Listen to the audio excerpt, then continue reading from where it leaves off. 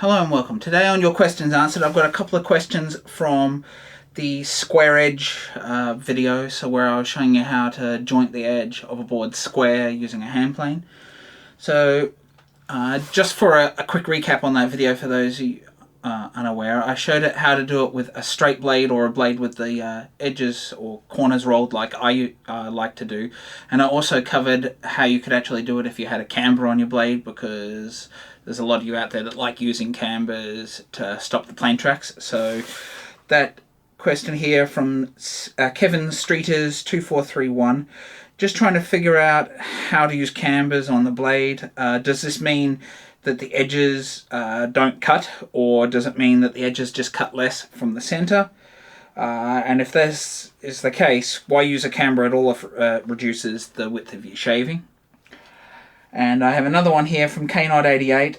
I always thought that cambers were more useful for rough removal, smoothing best done without any camber, and then jointing somewhere in the middle. So since these questions were very similar, I just wanted to sort of answer them together.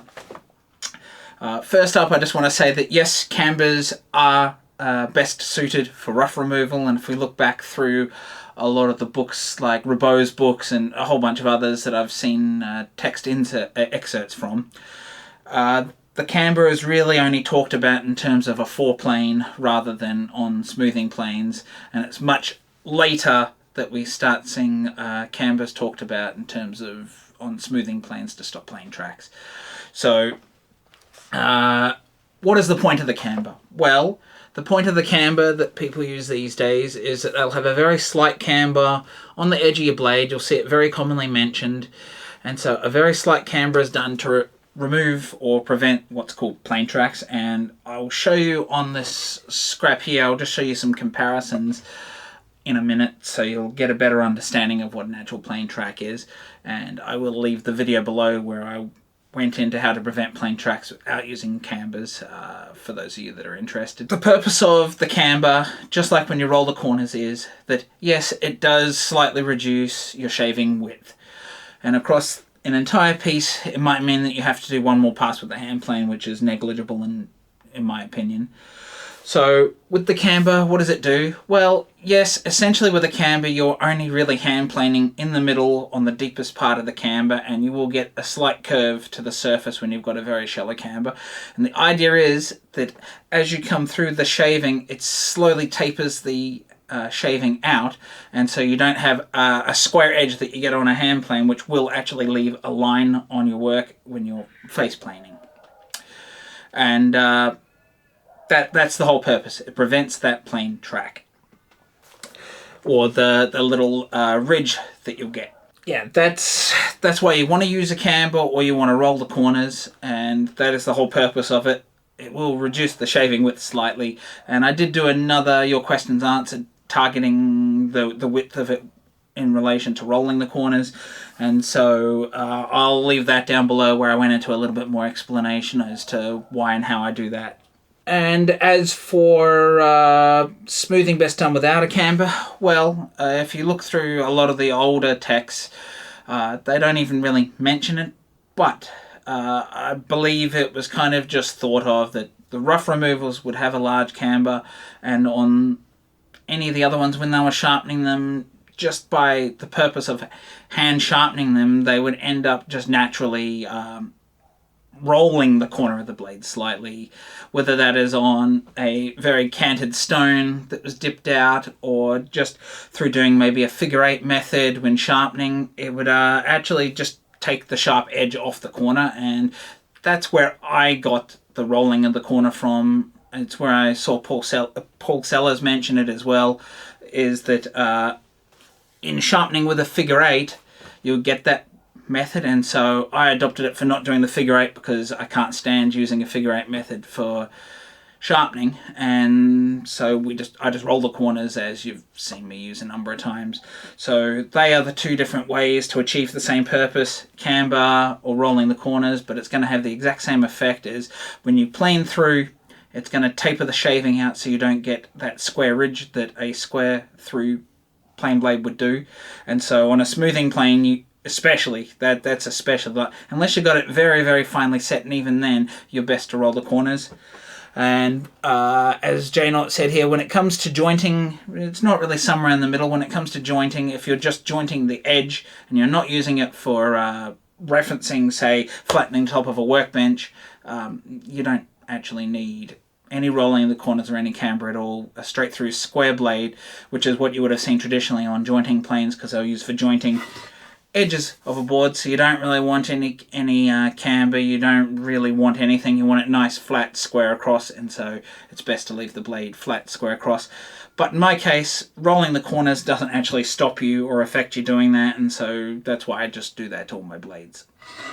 So I hope that gives a pretty good explanation of that. So now let me just bring you in here. We'll have a look at where I've done some shavings here, just so you can get a better idea of how these work. So I've gone ahead and done a few shavings here. I've gone across the grain because I could fit more in, and it's actually a little more obvious for you to see what's going on going across the grain with these different types. So I've got a scrub plane here. I have a plane with a slight camber here. I have a plane with a straight square blade here. Then I have one here where I've rolled the corners doing the process that I normally do, and I've also got another one with the grain here going straight to mimic what you would do with a smoother if you're going with the grain. So if we look here, here's my plane with the camber blade. You can see it's got quite a large camber on it. It's a 1 in 7 or a 1 in 8 arc, and you can see that it's quite a large camber there. This is the one here that's got an ever so slight camber to it that you almost can't even see it on here, but there is a very, very fine camber, and I use this for very fine planing, so that's why the blade's never protruding much and I don't need much of a camber. Then I've got this blade here that's just straight dead square across. Then I have this one here. I don't know if you can see that on there, but the corners are slightly rolled off, so it doesn't have that square edge. And so you do maintain a wider shaving, in my opinion, that's flatter and more useful when you just roll the corners versus a camber, but both methods are valid. The camera went out there for a second. So with the scrub here, we can see that we've got quite a large camber, but it's still going to taper it out to the edge. So if I bring my knife along here, you can hear it's just going straight over the edge. It's not catching on anything. If I run the pencil here, as you can already see, it's running straight over there. It's catching on nothing. Similarly, with the slight camber here, it's less pronounced. Almost looks flat, but there is a little bit more removed in the middle versus the outside edge. And once again, the pencil's not getting stopped by anything. The knife is not catching on anything. Then we come into the square one here. Now, you can hear with the pencil there, that click sound. That's the pencil catching that ridge that you get on the square blade. So I come across and it catches. Not always the same. It depends how deep it's gone, but I'm catching here. There's another little ridge just down here from multiple passes across. And so you end up with essentially little cutouts like this running across the surface. So it's a little L shape where the square part of the blade has come through and it's just left a ridge because the material here is untouched, but the material here has been shaved out, and so I know this is exacerbated, but it's essentially leaving a ridge like that in there, and you get a little wall where the material has been planed versus not.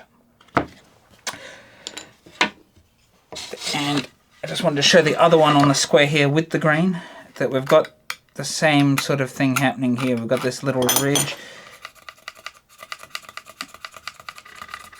and you can see there,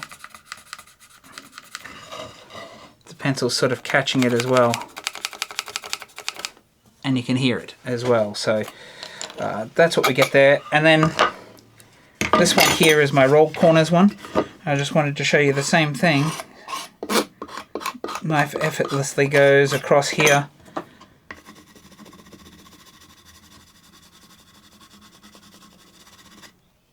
So I hope that gives you a good example of what's going on there with the ridges and things that you do and sometimes don't get.